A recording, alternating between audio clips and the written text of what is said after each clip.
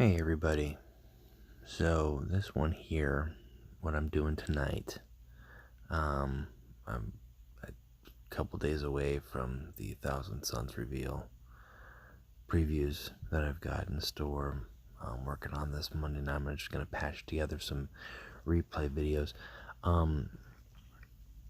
One thing I wanted to kind of try to begin to do, now that we've gone through, at least up until this point, every card by card, and we're hidden events, is to kind of bridge some of the understanding with certain deck choices, as well as play moves, and with the benefit of the replay feature, trying to identify some matches where I think certain thoughts crossed my mind, or things kind of came into play. Cards were held or cards were used at a certain time. So just kind of, highlight the plays, not just general play, but kind of specific plays to kind of provide some insight for players who might need to just gain some knowledge or some understanding of things to keep in mind to improve your skill level. So that's what we're going to go into today. I don't really have a set topic per se.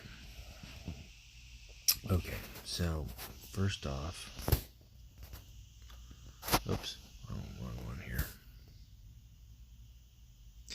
Okay, so first off, let's take a look at my battle log.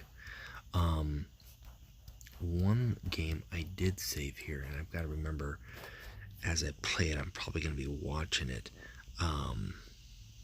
This game here, this Bjorn game, this was a good mirror game. I'm done with the event at this point.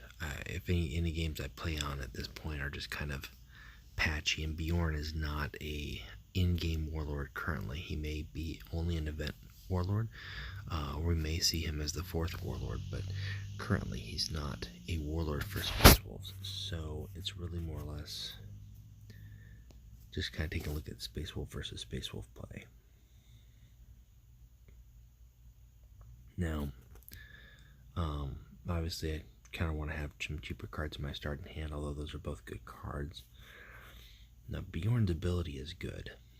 It allows that survivor to be gained. And in a mirror match, it's really a matter of utilizing those cards that I have versus, when to use them so as not to provide an opportunity for my opponent to gain survivor.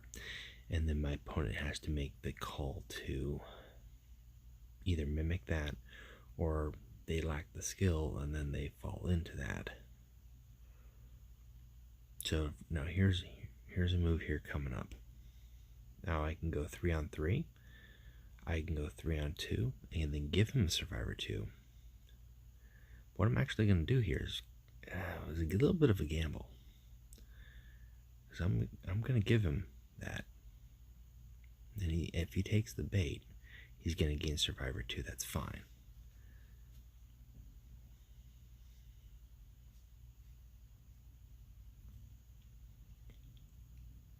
But now that I've seen in this game, I've seen both of his flankers come out. Both of them. So I know that aside from the 6-cost flankers, if he's got them in his deck, he's not going to have anything else. And we are playing a mirror deck here. So it's really just a matter of who has what. Now that was not fully expected, but it was what it was. So he's up to survivor 4. It's not looking good. But this is going to give me survivor 2. We're kind of on same even footing. I mean, when you really look at the survivor and the equal health, I'm at 28, he's at 26. But that survivor can make a big difference.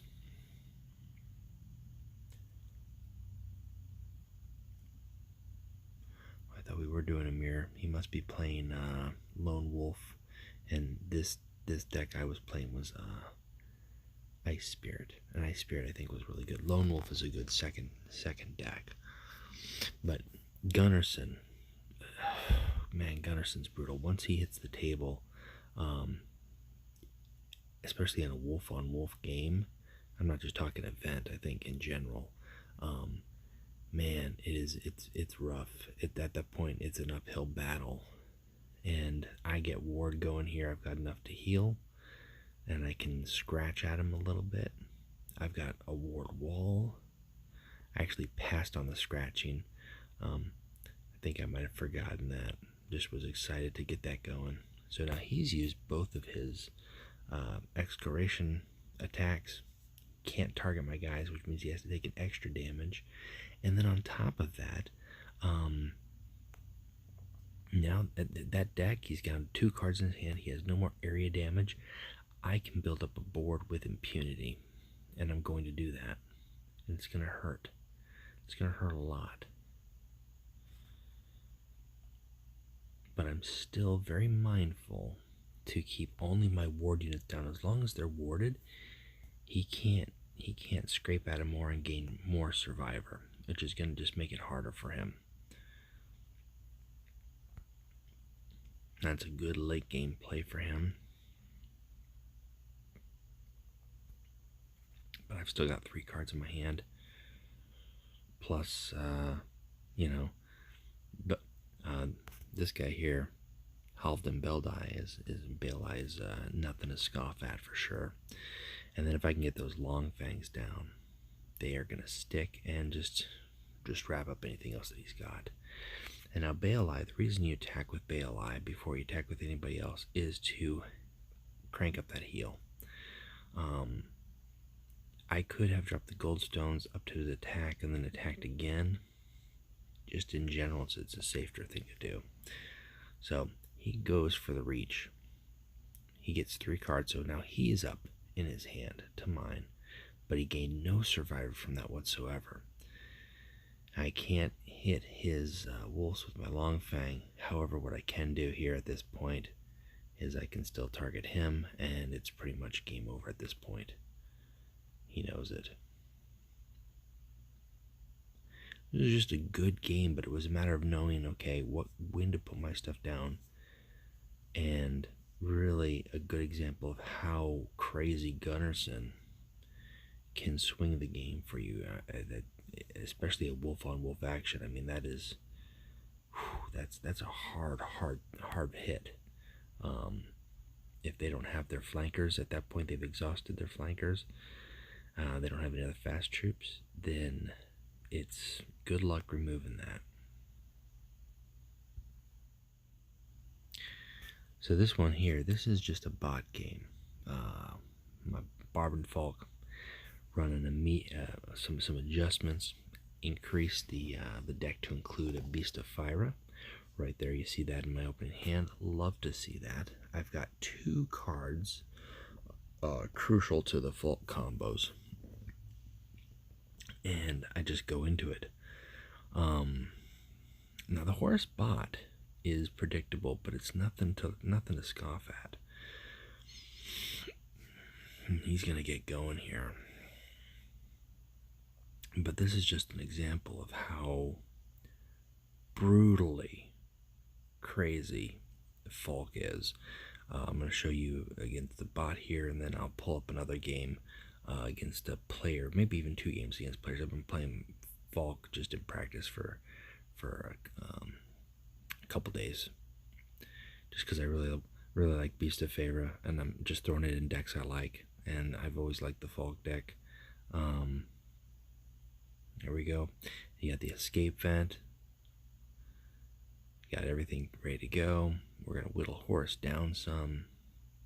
That is going to do damage. Now, I could have attacked Horus directly. I chose not to, because I want this game to go a little bit longer.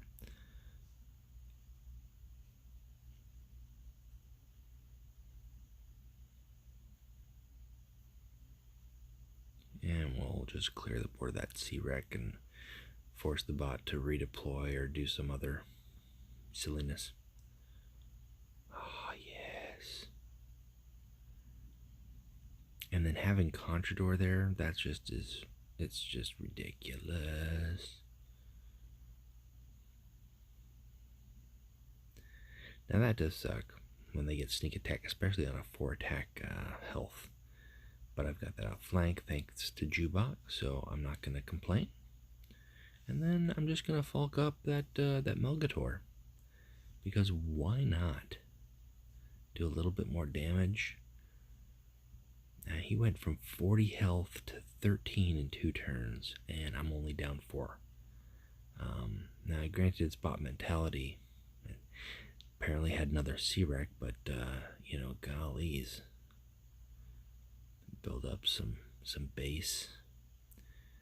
I'm going to dig for some cards.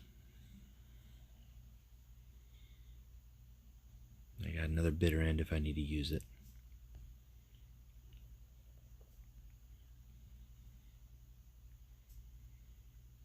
So I'm up, but I'm going to take a pounding here. However, one thing that I like about the deck that I did here with Falk is it's got the key components for the Falk combo with those veterans.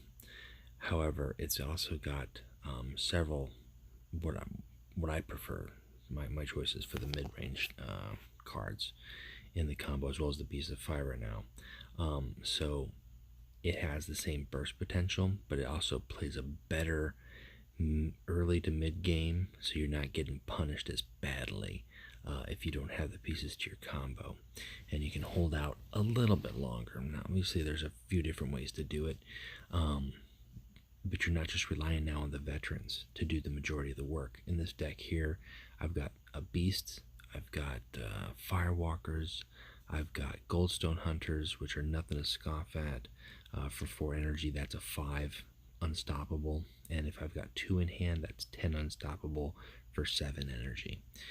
You combo that with cards such as viral bombs and Contrador and precision bombardment, and the game does work. And look at how many ways I can end this game here. Look at how many ways I can end this game. I choose to go with viral bombs because, you do it in fashion. But I could have Contradored, I could have Percheraboed Wrath, then hit with Falk as well. I could have, I believe there was another card in there too. It's just a lot of ways in that game in particular where I had everything all together. But the deck itself, let me just go into the deck. I will do a separate deck profile on here. I mean, this is just kind of a practice build that I'm tweaking. But it's got a lot of the key pieces. But I've got Perturabo's Wrath in there because that is sometimes nice just to give everybody Bloodthirst who may not have it if I'm out of my harsh disciplines late game, and I can use that on Falk to buff everybody up twice if I so choose.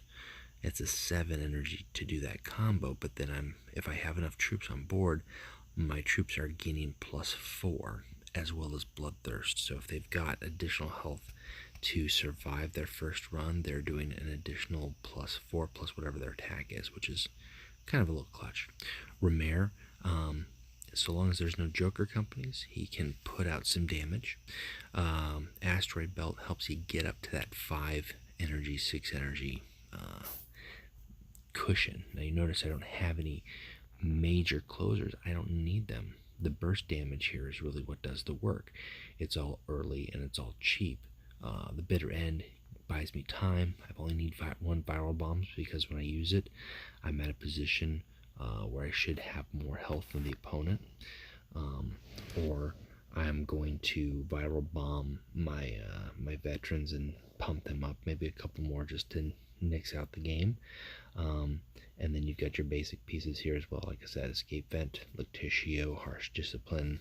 I've got the Nisra Scouts in there because they are not anything to dismiss. They're stealthed. They have 3 health, so if I choose to, I can use them as a 3, kind of like a mini Seek and Destroy, and then the opponent has to respond to them somehow. Somehow they've got to respond to them on their turn. Granted, they go back down to 1 attack, but they do their job as a distraction and take some heat off of Falk. So I like the build. Is it perfect? I could probably tweak it 1 or 2 cards, but I do like it. So that's what this does. let's take a look at a game against an Angron, which this was a good end of game with Falk.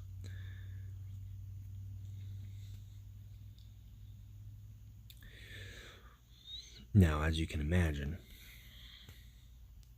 it's going to be a fast game. Number one, because it's Angron. Number two, because Falk operates fast. However, the thing that you have to consider in this matchup is that one extra attack that Angron has is going to be problematic for certain bloodthirst combos.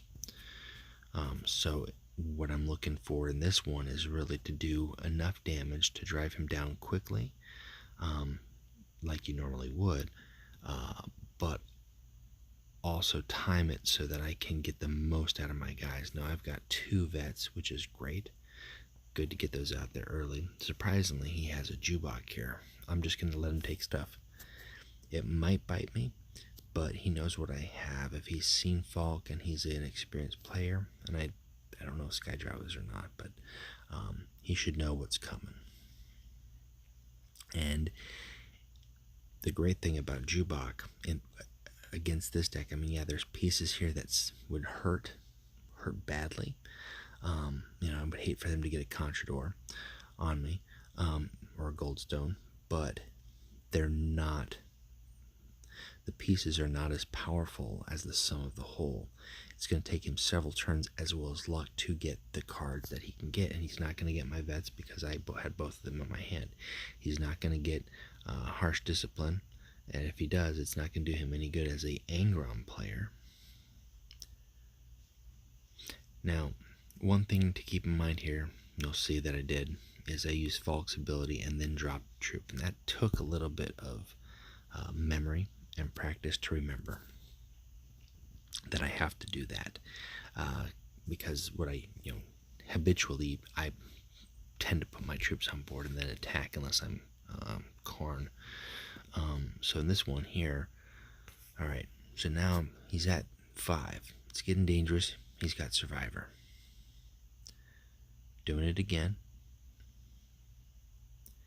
And now he kind of made a mistake here because I did the attack I shouldn't have, because now he can attack him. He's at 1 and he is going to go into Whispers. That's a learning error, because I have to remember that my attack bonus doesn't last with Falk, not like Malkarian. However, I still have what I need here to win. How, you say? Well, sometimes you get lucky. And that is enough for me. Here we go. Right there, that's how you do it. And suddenly your Goldstone becomes a 5. Then you have to see the combo, see the pieces of the card, and he had a pretty solid beefy Whispered Angron with the Survivor. No, the burst potential of Falk is not to be denied. But also with that is, you'll notice in those games when I'm playing Falk, very rarely, unless it's like a frontline unit or something that is going to cause me trouble, very rarely did I use Falk to attack. Falk is going to take a beating. He's going to take some hits to the face. You have to accept that. And because of that, you have to know that you're using Falk to buff your troops to do the damage to the Warlord, or use your tactics to clear the board of your opponent's troops. And in so doing that, if you attack with him too many times, number one, you can't use his ability because he's attacking instead of using his ability. And number two, he's taking more damage than he would. That your damage is going to have to come to you on your opponent's turn, not on yours. You make it hard for them to get to the troops that you want to keep alive via the escape vents, via the stealth, via the front line. And then you just you throw out everything else on your turn that comes from your troops, not from Falk directly. And some warlords play that differently. You just have to keep that in mind. You have to see what the strengths are and how best to use them. Um, Tarvitz is another good example of a warlord who plays like that. Very rarely do players use him to attack, not just because he's got low health, but because if they're attacking with him, they're not using him for his ability, and his ability is really pinched for that deck. So, there's another one here that I had pinned. This Garro one. We'll do one more Falk game. One more, because this is Garro is over and done. A lot of people think. I think he's still in a good spot, but here's just a prime example of knowing what your opponent is playing. So, this match here is against Garro. I don't like the Perturabo's Wrath because I don't think I'm gonna have too long of a game to actually be able to use it. Number one, number two, it's a 5-cost card. Everything else here, I'm gonna give him cards. I don't care, and then I get Contrador. Contrador against Garro is huge in your starting hand or in your early game because it's a 5-cost. You will get to 5 energy. That might be all that you get to, but you're going to get to it. And all you have to do, and Garro's going to drive himself down, is get him within that 9 health-ish range, and Contrador can polish him off. So, I've got one piece to the puzzle. I've got my rhinos, which are going to help me get my my other legionary. I believe he knows what's coming here. He's got himself a nice 6-card hand. He might be feeling kind of confident. Now, here I'm attacking Garro because I'm baiting him. I'm baiting him, and I'm also trying to drive him down further quicker because I've got Contrador, I've got these pieces, and the Garro game has got to be a close game. It's going to be, and it has to be, because late game Garro can recoup a lot of health, especially with some of the cards that I just gave him in his hand, and I don't want that. I want to keep him low. I want that margin low, and you just have to realize that with experience, with experience of playing Garro. So I don't like that front line. That's got to go, especially that it's a 3 attack. We'll go ahead and have him go back to base stats.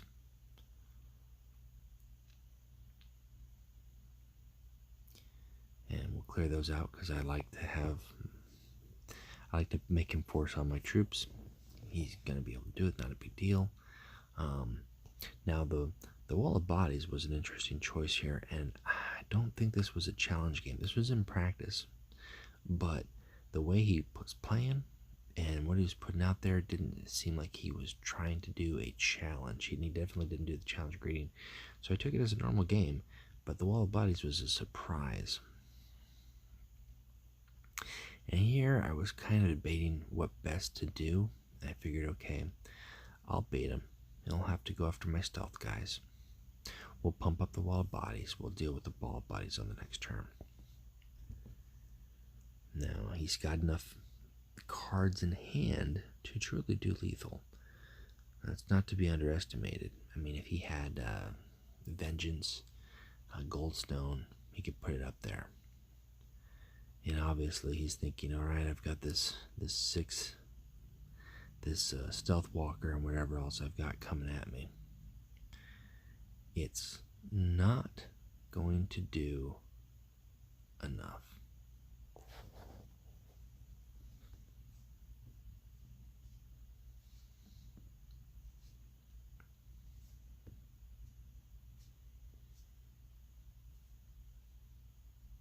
It's going to drive Falk down some. Definitely going to eat it.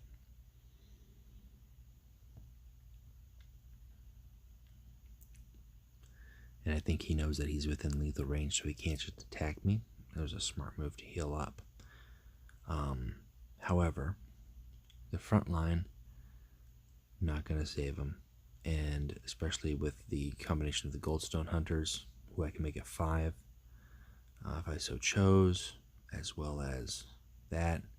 And that's enough for him to realize that it's not gonna work. And then I throw the Harsh Discipline down there. That's it. But it's a matter of keeping him low in health. Keeping him low in health and forcing Garro to get down there. I didn't have to use the Conjurador. I think one time I did on turn 5 because they just face spammed. They were trying to rush it. And I was like, okay, thanks. You did all the work for me, Conjurador, and end the game. So what that is, that's kind of just an example as far as knowing the Garro deck, knowing how Garro plays, knowing, where you need to be at certain point in the game. So let us just do one replay here. This is from just a little bit ago. This was a really good game. I enjoyed this game. I don't see Sharrowkyn too often. Sharrowkyn above 4,000. And I fought Nikona Sharrowkyn with Curze. And this is a good game in terms of showing how to know what your warlord does, what your opponent's warlord does. So Sharrowkyn's ability is as a siege ability. So first he uses it and he goes stealth. When he uses it next, he does 3 damage, and when he uses it again, he goes stealth. Now I don't like this sentence, guys. I gotta get rid of that because that's too early on. That's not a good thing to do. So long as there's nothing for him to use his 3 damage on, he cannot siege on. He cannot siege on the next turn and re-stealth. But so long as there is, every other turn he can be stealthed, if he so chose.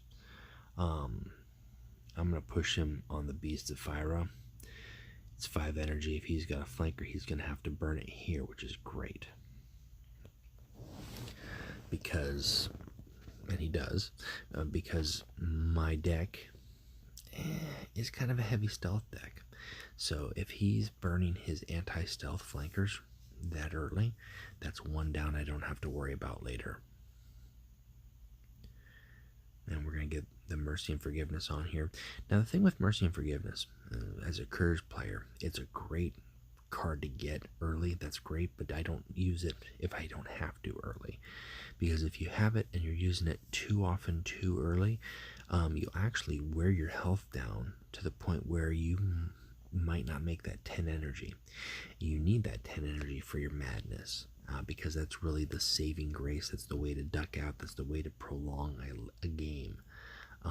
Sometimes I will keep a Mercy and Forgiveness in hand until I've used my madness, and then I'll play the Mercy and Forgiveness on the following turn, just to kind of A, act as a surprise, and B, at that point, depending on what other cards I've got in hand, there just might be better choices, more necessary choices.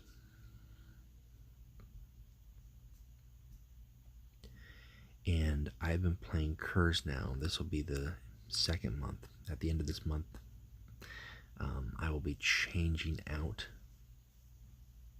for a different warlord. I usually just do the same warlord for 2 months. Not sure what I'm going to go with, but it's 2 months of practice and understanding the deck and changing and making some tweaks and getting the way I prefer it. And all that comes with time. So here's where the sentence starts to rack up. Thankfully, I'm at 8 energy, but it's getting close. Ugh, these icons. At 12.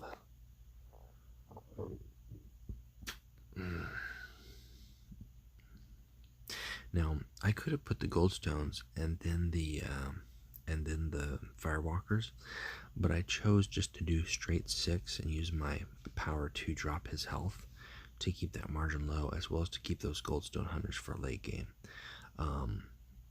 Because while it's nice to drop them out early or for a little bit extra damage, if you can keep him longer, better. Now, this gets dicey. This gets really dicey at this point, and he knows he's really trying to shoehorn me in here, but I'm down to 1 and I survive. And I know he's already used one of his anti-stealth, so I'm going to puff up to health, and I'm going to sit. I could have attacked with the Firewalkers, but again, knowing how he operates, I don't want to give him an opportunity to stealth on his turn. Now, I believe he top decked that, I mean, just from the way it looked like in the play. So he got lucky there. Took out my 5, which sucked. Now, Dirty Fighter doesn't do anything for me here at this point in the game, except allows me to draw a card, which is what I do. And then he's going to go stealth on his next turn because he's used his power. So I'm just going to hit as much stuff on the table as I can, so I'm prepped for when he de-stealths.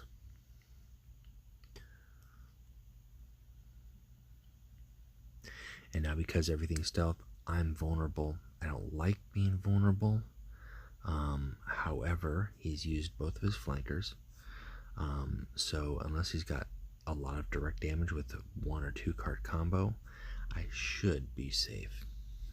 And what he ends up doing here is dropping him down and getting rid of the Cauldrix, which is a smart move. And here is where we get some luck on my side. But at the same time, I could have finished it off with the Goldstone Hunters and flanking Reapers as well. I don't care about the Jubok this late. I don't care what you get.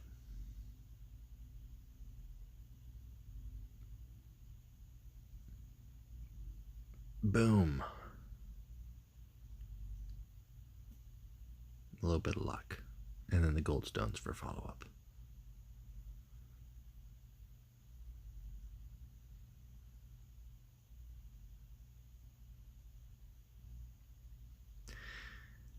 And then he didn't stick around to see how it ended. I was like down to 1 health. Come on, guy.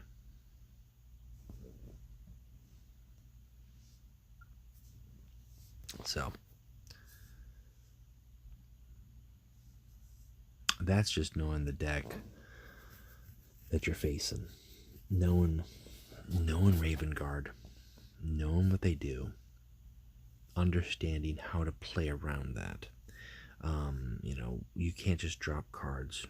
When he's stealthed or attack, if I would have attacked with my Firewalkers, I would have left them just as vulnerable the next turn. Yeah, he got rid of him on his turn, but it wouldn't have forced him to play his land speeder, in which case he would have had it that late game when I was down 9 health. So it was a smart move. I was in a position where I could have survived it, and I did. A little bit of luck, that goes with every game, but just trying to point out some ideas in terms of how to know what your opponent's got, know what the warlord that you're facing does, and play around it. So those are the games I've got from today. A couple pins that I had saved, just some things I wanted to show, wanted to talk about, and that's it. That's it for me. So if you like what you've seen and that information was useful to you, please subscribe if you haven't already done so. If you think it'll be more useful to a newer player or somebody else that you know, please share the information. Get the word out. Really enjoy the game. Cannot stress that enough. I hope my enthusiasm is contagious. And I hope you keep playing Legions, and we will see you next time.